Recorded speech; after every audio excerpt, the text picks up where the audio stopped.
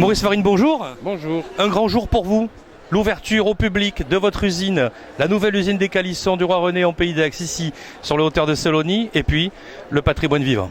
C'est presque l'ouverture parce que nous avons aujourd'hui une première phase de notre transfert et nous n'avons que le magasin et le musée pour le moment. L'usine, nous avons prévu de la déménager au mois de février-mars l'année prochaine. Donc oui, aujourd'hui, c'est la fête de l'artisanat, c'est la fête de toutes les entreprises du patrimoine vivant que nous avons réunies ici tous ensemble pour montrer que la famille de l'artisanat de terroir, l'artisanat de tradition, est une famille très unie dans la région PACA.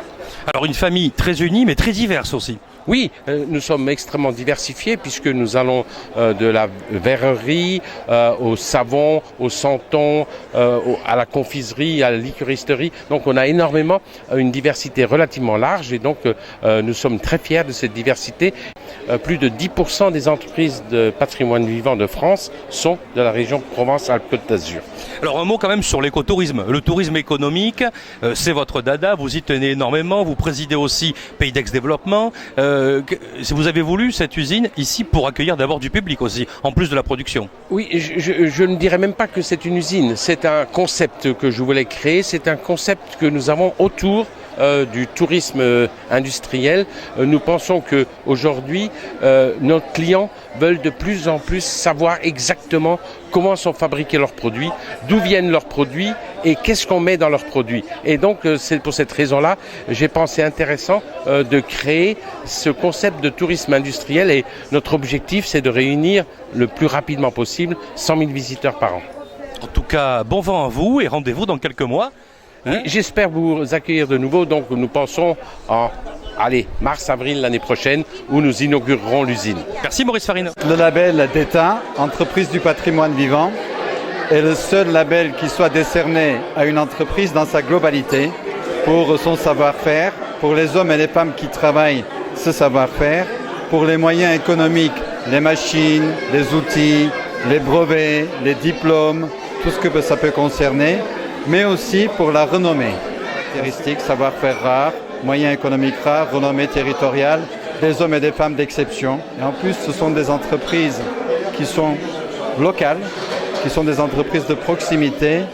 Elles produisent en France, c'est-à-dire que lorsqu'on parle de Made in France, il y a le discours et la réalité est ici, avec les entreprises du patrimoine vivant, c'est important.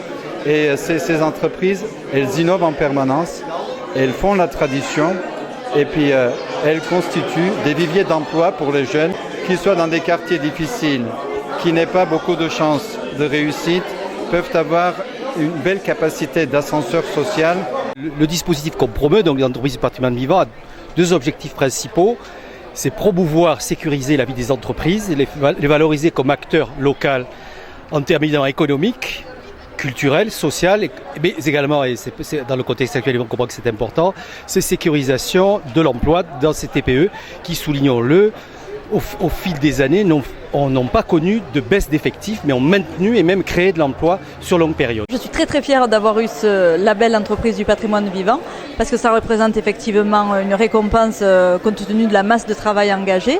Après, c'est aussi une affaire de famille, donc je trouve ça génial que de transmettre et de continuer à transmettre. C'était mes grands-parents, c'est mes parents, c'est aujourd'hui mon frère et moi, et demain ça sera certainement mes enfants. Donc cette idée de transmission, c'est très important aussi. Et puis moi, dans l'huile d'olive, donc avec l'huile d'olive Châteauviran, ce qui est important aussi, c'est que ce produit est vieux comme le monde, et pour autant aujourd'hui il est toujours vivant, il est toujours d'actualité, et il procure beaucoup de plaisir, et il est notre quotidien chez nous provençaux, mais aussi à l'international, puisqu'on exporte nos produits dans 20 pays aujourd'hui. Nos entreprises, familiales pour la plupart, représentent l'excellence du savoir-faire français.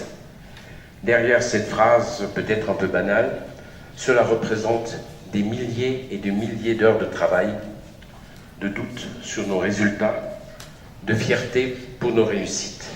Mais nous représentons, nous EPV, la diversité du génie français, de la créativité sans cesse renouvelée.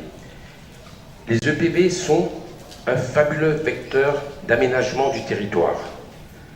Nous sommes présents partout, du plus petit village jusqu'aux plus grandes villes. Nous ne délocalisons pas. Savez-vous que dans l'année 2012, alors que les grandes entreprises licenciées, alors que les grandes entreprises délocalisées, seules la TPE, les moins de 10, ont continué à créer de la richesse et ont fait plus 4%, alors que les autres faisaient moins 3%. Qualité de responsable de la promotion du label dans cette région, je suis un responsable heureux. Je suis un responsable heureux parce qu'effectivement, nous avons un nombre d'entreprises labellisées absolument important, puisqu'il y en a exactement 118. C'est pas pour contrarier Alexis, mais parce que j'ai vérifié tout à l'heure avant de venir. Donc ça va faire 130.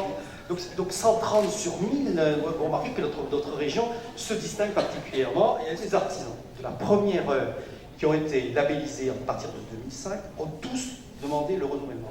Donc il y a une fidélité au label, une reconnaissance par ceux-là même qui l'ont sollicité. C'est un savoir-faire, participe à l'identité des territoires et vous êtes un facteur de cohésion sociale mais aussi de reconnaissance locale.